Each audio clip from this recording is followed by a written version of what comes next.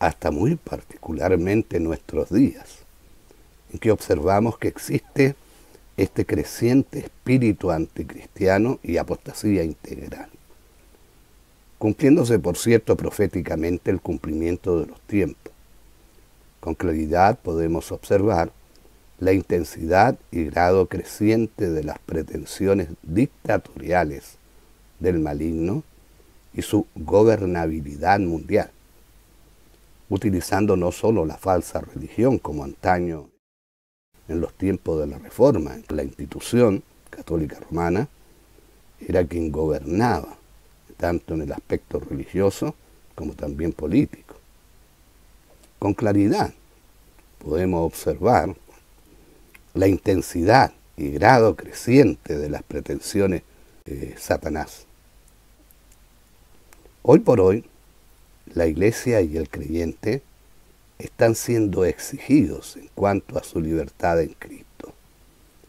Estamos siendo puestos a prueba en los diversos escenarios en que debemos desenvolvernos. La Iglesia como nunca se enfrenta al gran desafío de preservar y perseverar en la libertad con que Cristo nos ha hecho libres. No vendrán tiempos mejores para los creyentes, apreciados hermanos. Al contrario, no estamos lejos del tiempo en que las libertades de adoración al Dios vivo sean suprimidas.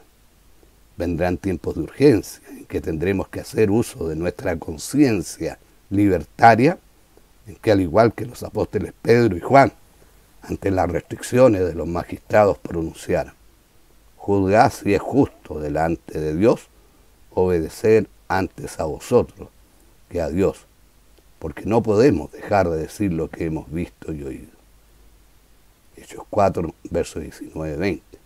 Respuesta emblemática, que posteriormente en Hechos 5, verso 29, es replicada a una sola voz por todos los apóstoles con carácter resolutivo.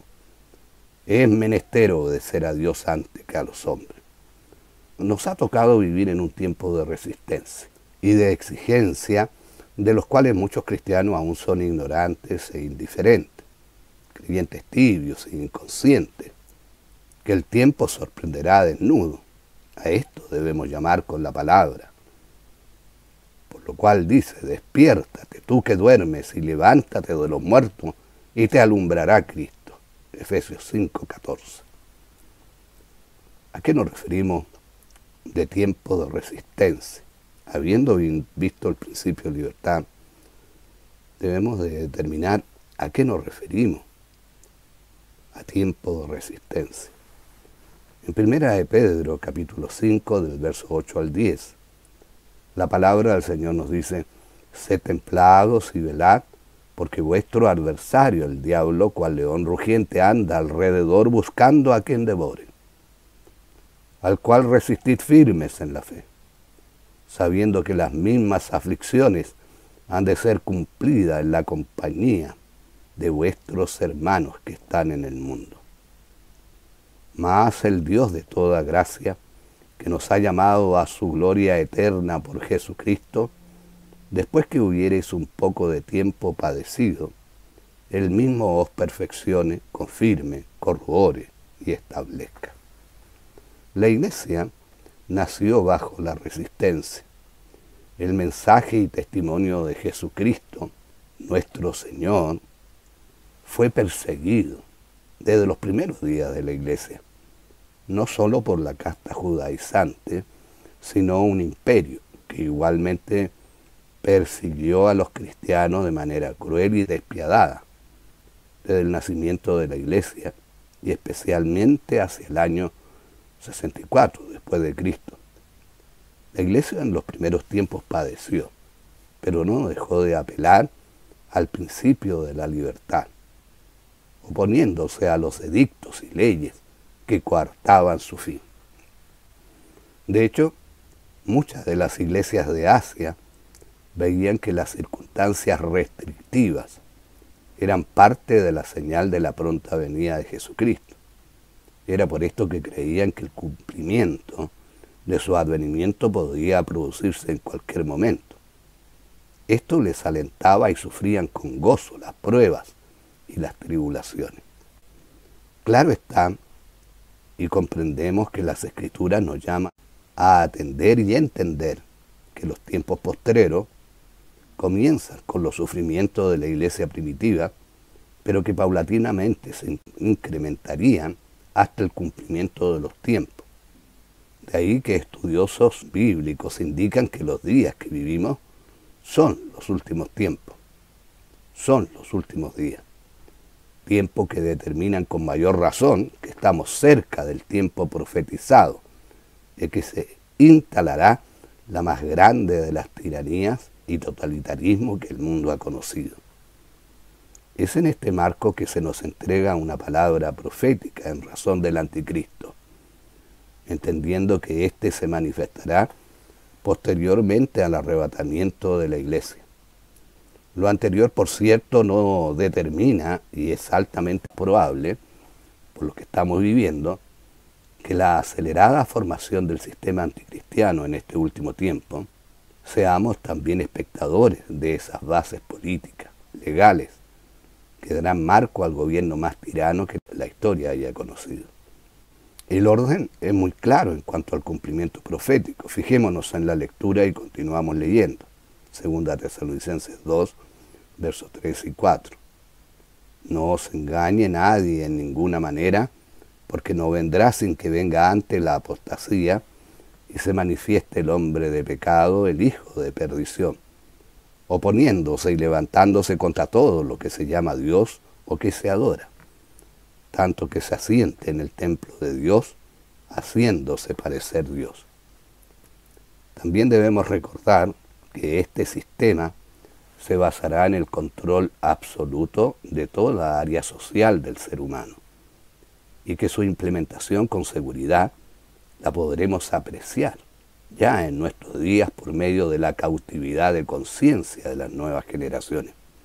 Para la consolidación de este sistema que la Biblia lo identifica como misterio de iniquidad y que de acuerdo a la Escritura se levantará oponiéndose contra todo lo que se llama Dios, es imprescindible adoctrinar con sus principios demoníacos a las conciencias de la última generación. Esto implica un lavado de cerebro, en que todo atisbo de moralidad, principio, fe o luz divina sea apagado. Quizás sería bueno aquí considerar la razón por la cual hoy nos debemos oponer a que sea el Estado el que instruya a nuestra infancia. Ley ya, por cierto, en nuestra nación, como las muchas leyes contrarias a Dios y que ya se están aplicando con el fin de la colonización de conciencia, abriendo las puertas a ideologías destructivas. Este plan bien sabido es el que se está concretando en diversas partes del mundo, incluido en nuestra propia nación. El adoctrinamiento ideológico que se está haciendo hoy a niños entre 6 a 10 años, para el 2030 dará una generación de jóvenes entre 17 y 21 años totalmente alejados de los preceptos de Dios y que crecerán en un ambiente de desorden y vacío socioespiritual.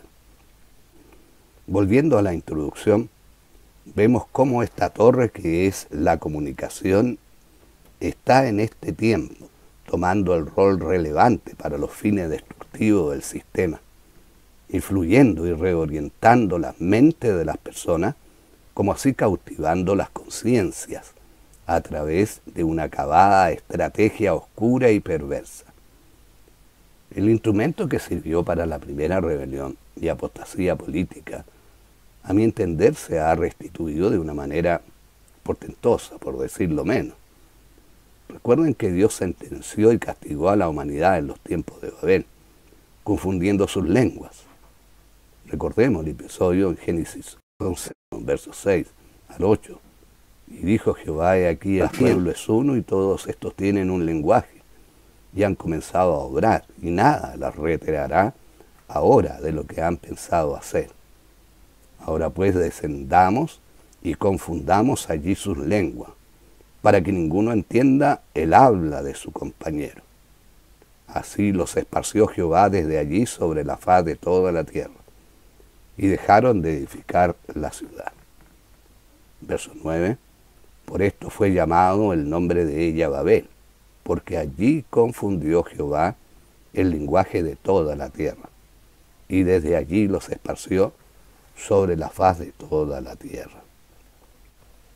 Hoy por hoy podemos afirmar que la comunicación global instantánea ha revertido esta sentencia, en razón de que se ha restablecido una comunicación con fines maléficos. Hoy, por medio de los avances tecnológicos, tenemos como resultado una lengua que es común.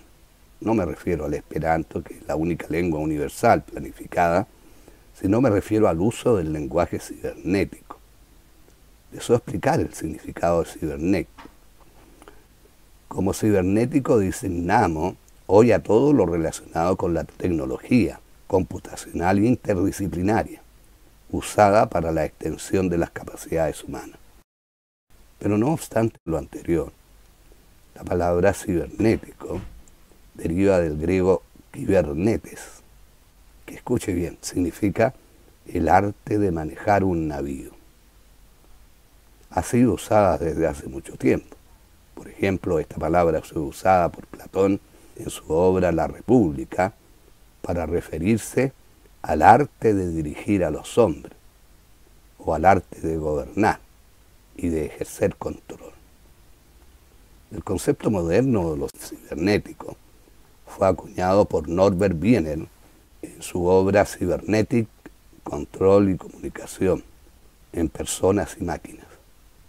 El solo título de este libro nos da a entender el propósito real de su utilización y aplicación en estos días.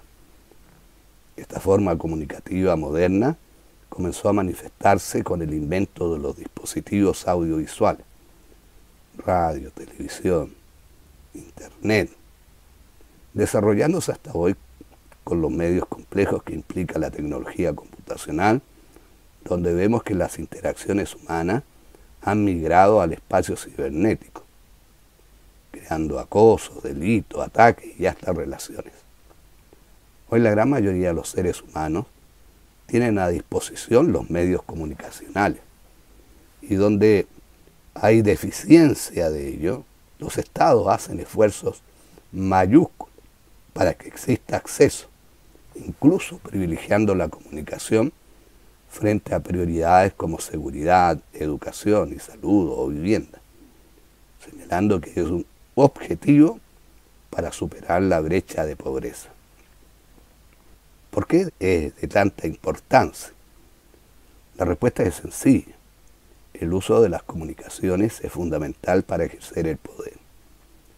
Para ello es indispensable que todos seamos parte del mismo lenguaje o podamos interpretar de manera dirigida, como receptores, de aquello que es emitido universalmente. Esto es extraordinariamente observable en las generaciones nativas. Por medio de este lenguaje, que ocupa todos los dispositivos variados a disposición, se masifican las ideas y los actos. Este medio sin duda es y será fundamental en el desarrollo del sistema anticristiano. Recordemos lo que habíamos leído en 1 Timoteo 4, versos 1 y 2. Pero el Espíritu dice manifiestamente que en los venideros tiempos algunos apostatarán de la fe, escuchando a espíritus de error y a doctrina de demonios, que con hipocresía hablarán mentira, teniendo cauterizada la conciencia. El resultado del mal uso de este lenguaje, transmitiendo permanentemente ideales, principios, formas de conducta y moral contrarias a Dios, está logrando la cautividad de conciencias en todo lugar, manipulando y redireccionando la vida de millones en el mundo entero, incluyendo lamentablemente a un inmenso número de creyentes que han olvidado que el aspecto de administración o mayordomía de nuestras mentes, por cierto, es un factor muy importante a tener en cuenta en estos días peligrosos.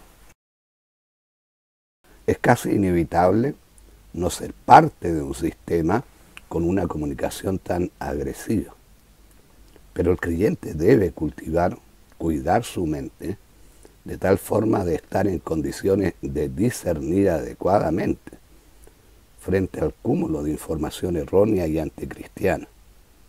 Cuando me refiero a cultivar la mente, es dar disciplinadamente el tiempo necesario al estudio de la palabra, orar y estar en comunión con pares que promulguen la común sana doctrina. Lo anterior nos otorga sentido al por qué tantos hoy se rebelan contra Dios o bien le desconocen. Nos da sentido también por qué tantos creyentes han sido influenciados en sus formas de vida, y también nos ayudan a entender por qué la figura del mismo demonio ha cobrado dignidad para muchos. Menciono esto último, ya que la figura de Satanás, que antes era sinónimo de temor, hoy no lo es, sino al contrario es causa de adoración y aceptación en este mundo posmoderno, especialmente en la élite económica y política, al grado que ha cambiado como visión cristiana de los tiempos. Debemos reafirmar algo supuestamente comprendido, y es el hecho de que la comunicación global está en el dominio del príncipe de este mundo.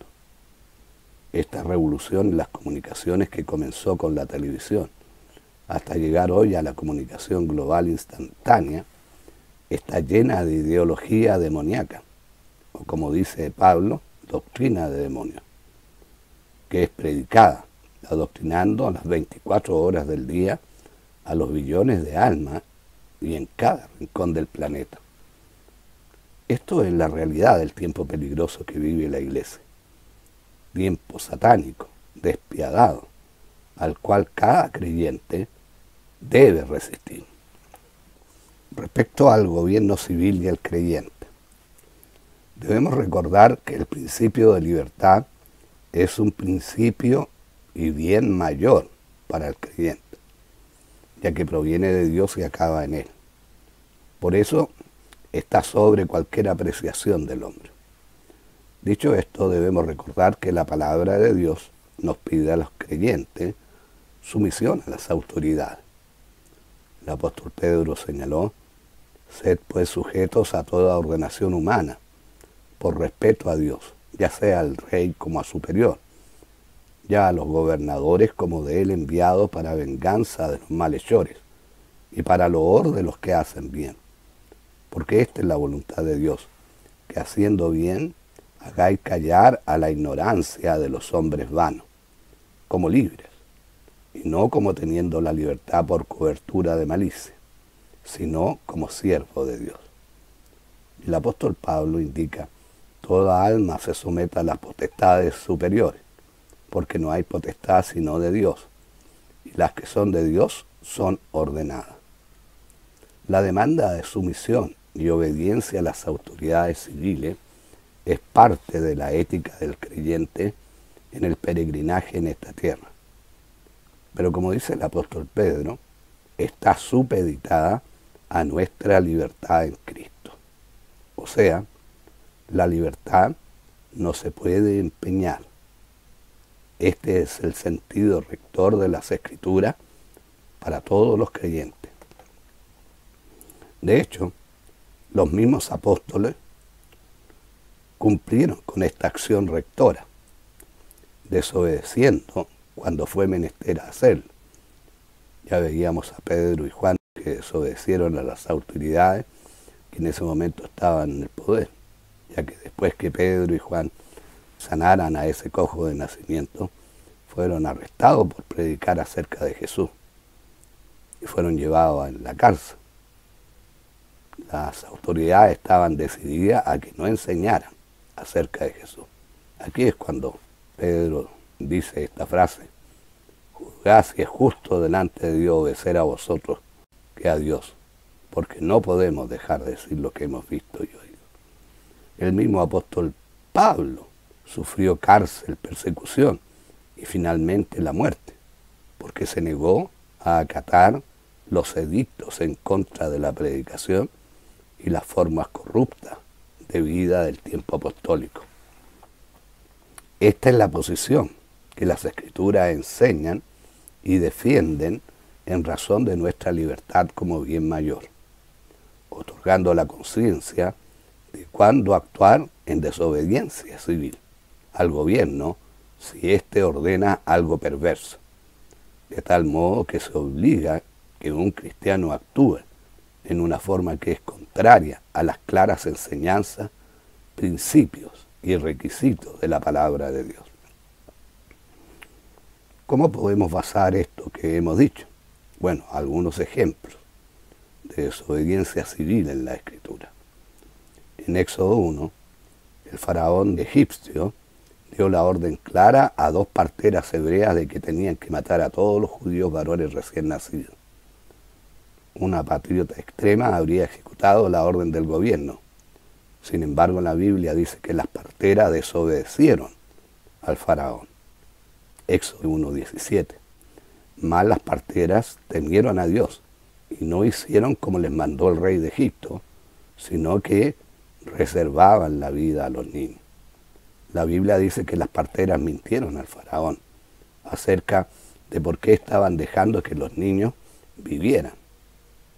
Aunque a pesar de que mintieron y desobedecieron a su gobierno, dice la palabra del Señor, y Dios hizo bien a las parteras, y el pueblo se multiplicó y se corroboraron en gran manera, y por haber las parteras temido a Dios, Él les hizo caso. En Josué 2, Rahab directamente desobedeció una orden del rey de Jericó para preparar los espías israelitas que habían entrado en la ciudad para obtener información para la batalla. En su lugar, ella los hizo descender con una cuerda para que pudieran escapar. Aunque Rahab había recibido una orden clara de un alto funcionario del gobierno, ella se resistió a la orden y libró su vida de la destrucción de la ciudad cuando Josué y el ejército israelí la destruyó. En el libro de 1 Samuel se registra allí una orden dada por el rey Saúl durante una campaña militar, donde nadie podía comer hasta que Saúl hubiera ganado su batalla con los filisteos. Sin embargo, Jonatán, el hijo de Saúl, que no había escuchado la orden, comió la miel para refrescarse a sí mismo en la dura batalla que el ejército había librado. Cuando Saúl se enteró, ordenó que su hijo muriera. Sin embargo, el pueblo se resistió a Saúl y a su orden, y libraron de morir a Jonatán. 1 Samuel 14:45. Otro ejemplo de desobediencia civil, de acuerdo con la sumisión bíblica, se encuentra en 1 Reyes 18. Este capítulo introduce brevemente un hombre llamado Abdías, que temía grandemente al Señor. Cuando la reina Jezabel mataba a los profetas de Dios, Abdías tomó 100 de ellos y los ocultó de ella para que pudieran vivir. Este acto constituye un claro desacato a los deseos de la autoridad gobernante. En Segunda de Reyes se registra la única rebelión aparentemente aprobada contra un funcionario del gobierno.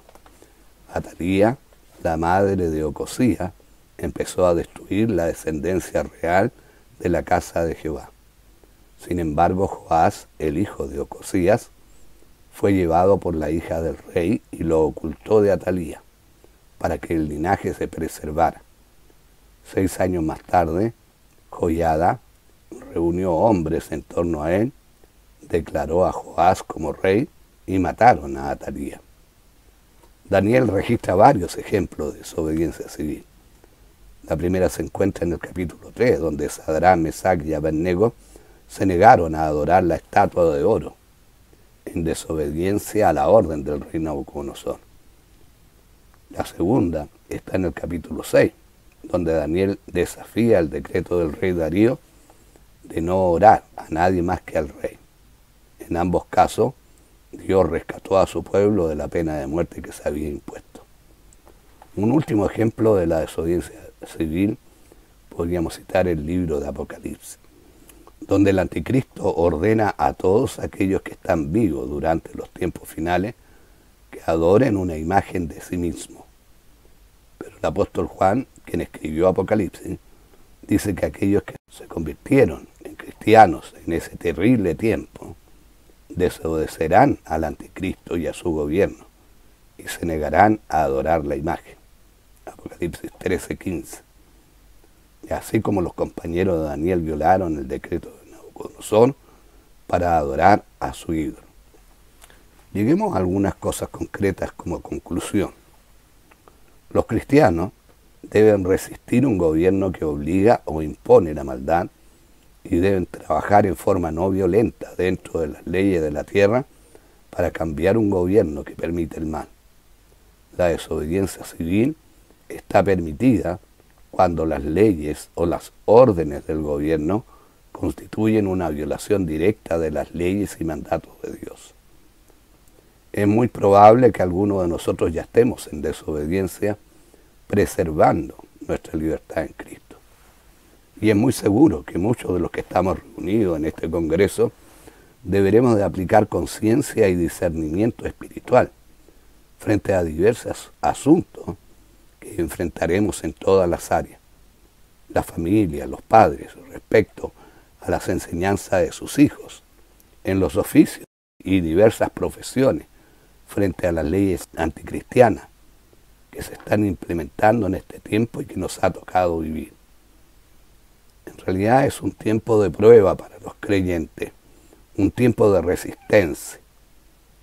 Es un tiempo además de exigencias y demanda de nuestro Señor, quien pide al remanente fiel: estad pues firmes en la libertad con que Cristo nos hizo libres. Por último, a los cristianos se les manda a orar por sus dirigentes y para que Dios intervenga en su momento para cambiar cualquier camino impío que estén siguiendo. Pablo le dice a Timoteo en 1 Timoteo 2, versos 1 y 2: amonesto pues ante todas cosas que se hagan rogativas y oraciones, peticiones, hacimiento de gracia para todos los hombres, por los reyes y por todos los que están en eminencia, para que vivamos quieta y reposadamente en toda piedad y honestidad. Amados hermanos, he expuesto para la gloria de Dios, para la edificación y admonición de la iglesia. En Cristo un abrazo fraternal, que Dios les bendiga.